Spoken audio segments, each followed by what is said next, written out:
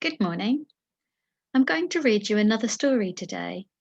But first, I'm going to give you some clues about the story, and you can have a think and see what sort of a story this is going to be like.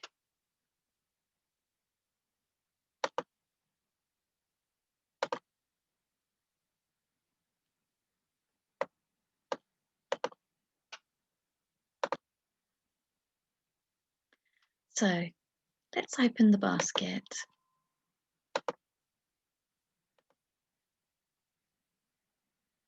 Oh, there's a birthday cake.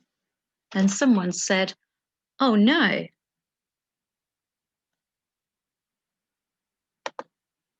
Perhaps this story is about a birthday party, but it looks like something went wrong.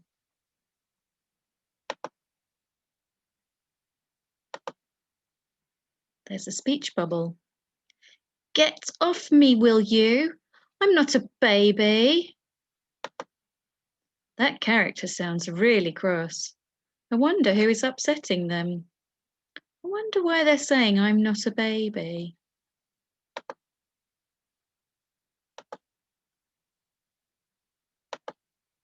He looks very embarrassed.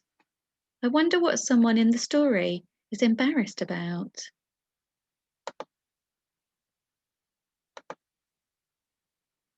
Interesting. This looks like a bully. I wonder who will be bullied in the story.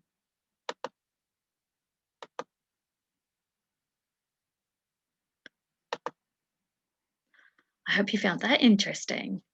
I'm going to read the introduction to the story before I begin.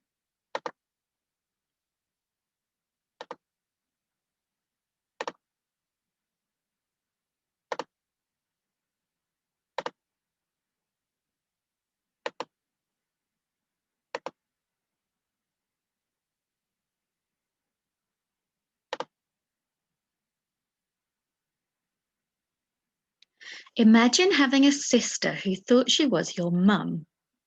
Imagine that sister doing everything for you, tying your shoelaces, wiping your face, and even blowing out the candles on your birthday cake. How would you feel? Now imagine your sister helping you when you go to big school. Can you imagine the embarrassment of your sister helping you cross the road and cutting up your food for you? What would you do if you had a sister who had the mummying bug?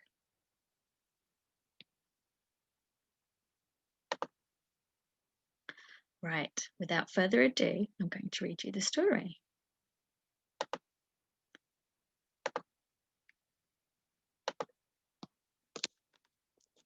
Sister for Sale by Adrian Bradbury. Have you got a big sister? I have. I used to wish I hadn't. I once got so fed up I made an advert. For sale, big sister, 11 human years old. Answers to the name Molly. £5 or nearest offer. I tried to put it in the local paper. I phoned them up.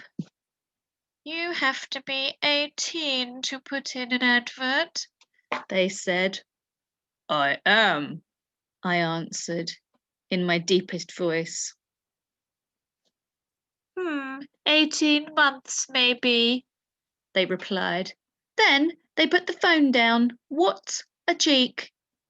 It wasn't that Molly was nasty to me or anything. As sisters go, she was all right, I suppose. But then she got the mummying bug. It all started on my 6th birthday.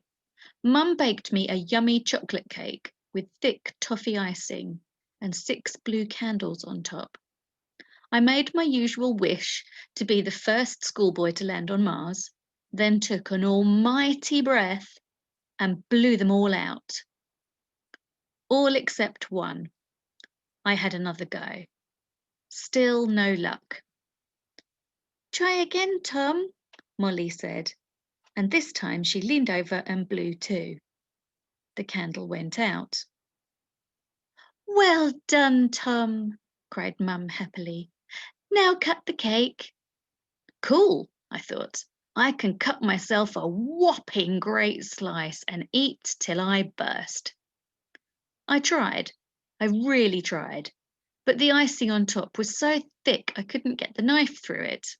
Before I could stop her, Molly had taken it out of my hands. Here, Tom, let me help. Whatever would you do without your big sister, eh, Tom? Said Mum. Eat more cake, I thought.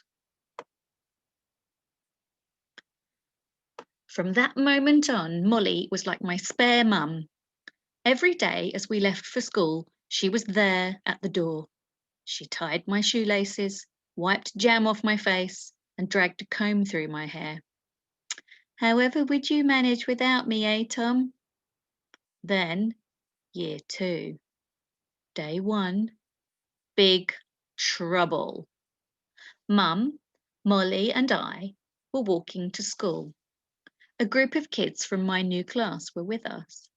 When we got to the crossing, Mrs. Brown, the lollipop lady, stopped the traffic and waved us over. Molly, as usual, reached out and grabbed my hand. I yanked it free. Get off me, will you? I'm not a baby. Mum went bananas. How dare you talk to your sister like that?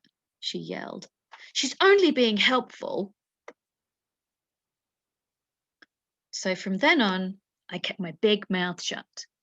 I spoke inside my head, in thought bubbles, like in comics.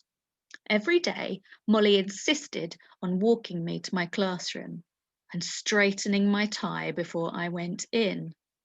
Thanks, I muttered, but in my head was a bubble with big red letters saying, Grr, I can do it myself, I'm not helpless. Even worse, at lunchtimes, she always came over and cut up my meat. I could feel my cheeks burning as everyone looked. Embarrassing or what? Is that better? She'd ask. No, it isn't. Can't you see everybody's laughing at me? It went on like that. Every time I spotted her coming, I checked my tie, my shoelaces, my mouth, my hair, anything to keep her off me. That was when I decided to sell her. One lunchtime in the playground, I was playing soldiers with Jack and Armin, as usual. We were on a secret mission behind enemy lines.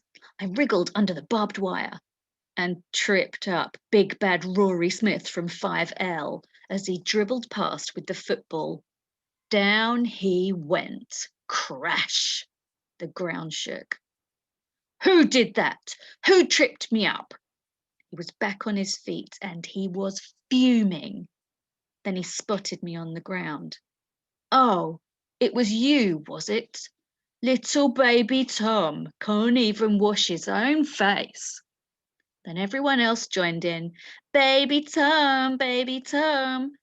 I lay there blinking back the tears. Rory stood over me, laughing his smelly socks off. They were all laughing. Then suddenly, everything went quiet. A shadow loomed over Rory. Lay off my brother. She didn't even raise her voice. She didn't need to. One look at her was enough. She looked like a volcano about to erupt. Eyes popping out, fists clenched. Scary. All that was missing was steam shooting out of her ears. The crowd backed off. Rory scarpered.